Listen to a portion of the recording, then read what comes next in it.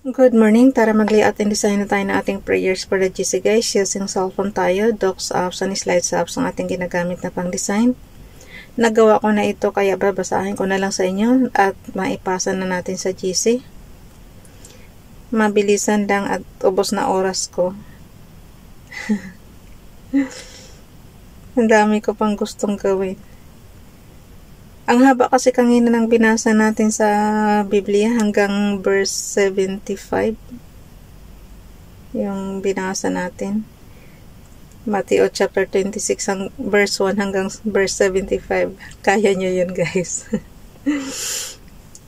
Kaya nga lagi kong sinasabi, pag nagbasa kayo ng Bible, dapat tuloy-tuloy yung hindi yung isang verse kukunin tapos tatalo na naman ng ibang book. Tapos kuha na naman ng ibang verse. Tayo kasi pag nagbasa ng Bible is tuloy-tuloy talaga. Kaya kahit lumagpas tayo sa oras natin, inaano ko na basta't matapos lang yung buong chapter ng binabasa natin. Para hindi tayo, yung, ano ba tawag nun? Laktaw-laktaw. Sanayin niyo yung sarili niyo guys na magbasa ng buo. Huwag kayong basta lang kukuha ng verse tapos tatalo na naman kayo ng ibang book. Dapat nakakonsentrate kayo kung ano yung binabasa niyong chapter. So dito na tayo sa ating prayers para maipasa na natin sa GC. Late na naman tayo. Okay, 09 October 2024. Ang ating font is Impact, size 14, text color ay blue, highlight color is red. Pag Impact guys, inalis ko yung bold tsaka italic ha. Tinagel off ko siya para kasi masyado na siyang maitim. Pagka Impact kasi naka-ano na siya naka-embossed na talaga siya. From Family GC, yung mga gustong sumali sa Family GC guys, pakicontact yung ating founder, Harry B. De La Cruz, or yung mga admins, co-founder Moti, admins Roger Pacatang, Eileen Samarin, Aiki Akma, Sarah Galinga, Nanay Elsa sa Amerika, at ang inyong lingkod Ralph Lion Pag-Vlogs. Pakisubscribe na rin sa kanilang mga YouTube channel. And then yung gusto magpa-member, paki-add nyo lang sa GC and then i-confirm na yan ng mga admins. Kung sino man unang makakakita. Ngayon guys is exactly 3 years na tayo nagpapasa ng prayer sa GC. So I hope lahat is natututo na rin magdasal tuwing pagkagising at madaling araw. Nawa naka-influence tayo ng magandang influence sa kapwa natin na masanay ang sarili magdasal pagkagising. Bago magtrabaho, magdasal. Bago lumabas ng kwarto, magdasal muna tayo ng mga gusto nating sabihin kay Father God. So, I hope yung 3 years natin, naka-influence tayo ng maganda. Yun naman talaga ang purpose natin. Yung magiging habit na ng tao na magdasal pagkagising pa lang. Okay, dito tayo kay Ralph Lion Pag-Vlog. Sabi ko nga sa inyo, nagawa ko na ito. So, basahin ko na lang. Watch and pray that ye enter not into temptation. The spirit indeed is willing, but the flesh is weak. Matthew chapter 26 verse 41. Dito naman tayo kay Princess Diane Channel. Be sober, be vigilant, because your adversary the devil, as a roaring lion, walketh about seeking whom he may devour. 1 Peter chapter 5 verse 8. Basahin ko nga sa Tagalog yung guys. Total nasa naman tayo, nasa chapter 26 naman tayo ng Matthew. Verse 41. Tatagalogin ko lang ha, yung kay Ralph. Chapter 26 verse 41. Okay. Sa Tagalog, ito yung sinasabi niya. Ito yung yung panahon na na si Jesus, yung huhulihin na siya. So verse 41, nanalangin siya sa Gethsemane nito So dito tayo sa verse 41, tatagalogin ko lang. Magbantay kayo at manalangin upang huwag kayong madaig ng tukso. Ang espiritu ay nakahanda, ngunit ang laman ay mahina. Ito kasi yung guys, yung may sinama siyang mga alaga, diba? Iniiwan niya para tingin, mag-watch sa ano, na pantayin si Jesus. Ang nangyari, tinulugan nila. Tuwing babalik si Jesus galing sa pagdadasal, nakikita niya yung mga alagad niya tulog. Hindi makapag ano. Kaya sinabi niya yan, watch and pray. Hindi makatiis antok.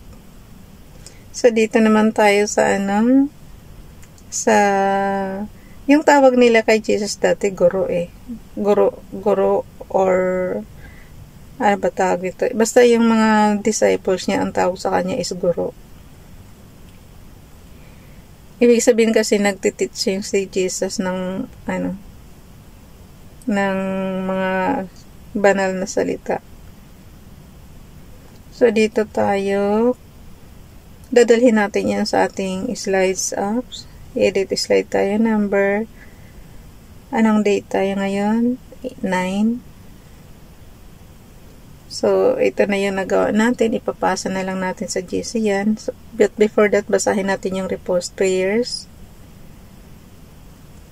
Kay Raquel D. Marisad Vlog yan eh. Paki-subscribe guys. Nakalagay rito Sunday morning prayer. Hayaan mo na. I-ignore na natin yung day kasi today is Wednesday guys. So, pabayaan na natin na ganyan as is na. Hindi ko na tinakpan.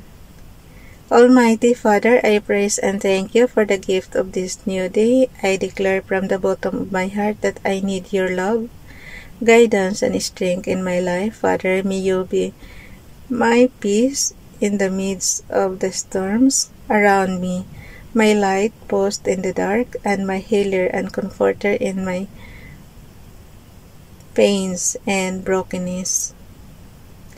I lift up to you all these requests because I believe that you are the God who can resolve impossible situations, and you listen to your children who are persistently crying to you for saving help. I also lift up to you, Father, those people right now who are feeling so down and hard by life because of financial, health, and relational problem.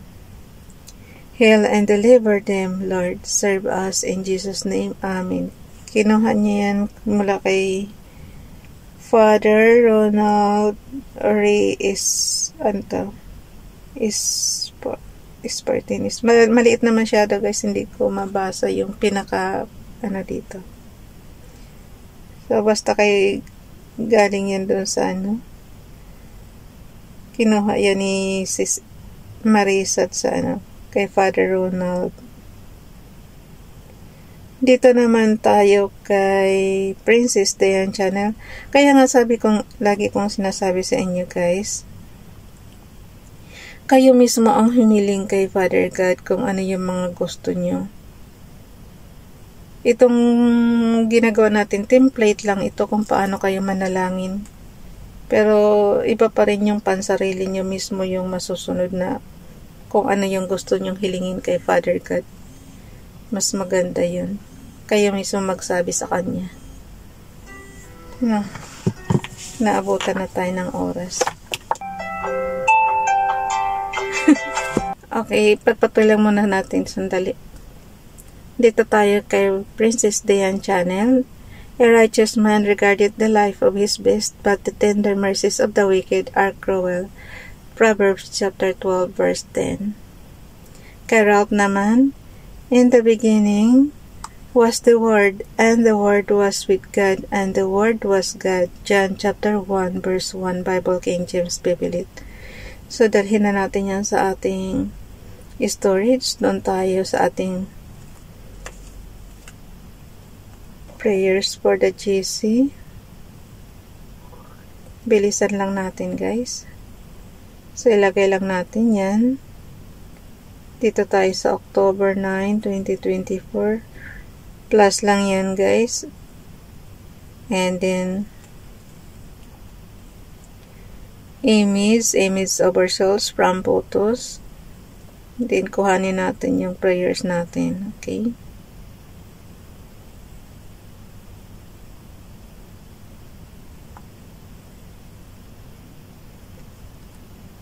And then, ipasa na natin sa GC. Bilisan na. Punta na tayo. Sana may template na ako dito eh.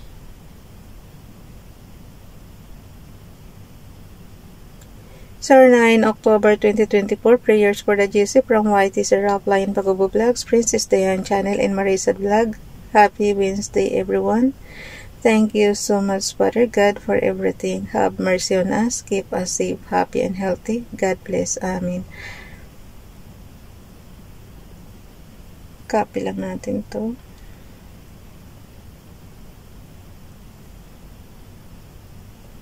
Ipasa natin sa ating family admin, Sis Elsa. Yung Pilipinas, napasahan na rin natin yan. Nakikita ko na naman yung may mga ano sa akin, nawa magbayad na sila. Hipuin niyo po, Father God. Kasi naman, di lang naman kasi libo yan eh. Mayroong 60,000, 11,000. Di ba sila naaawa sa akin? Dapat magbayad na sila. Yung isa naman, 80,000. Talaga lang. Kailan kaya kayo magbabayad? Hipuin nawa kayo ni Father God. Ayoko silang i-text na kasi nagsasawa na ako. Ikaw pa yung ini-ignore nila. Talaga lang, Father God. Ang para sa akin, kayo na bahala, Father God, sa lahat. Pero nawa, hipuin niyo po puso nila para magbayad na sa akin. Okay. Sa pamilya natin sa Pilipinas na ipasa na yan. Bye everyone. God bless.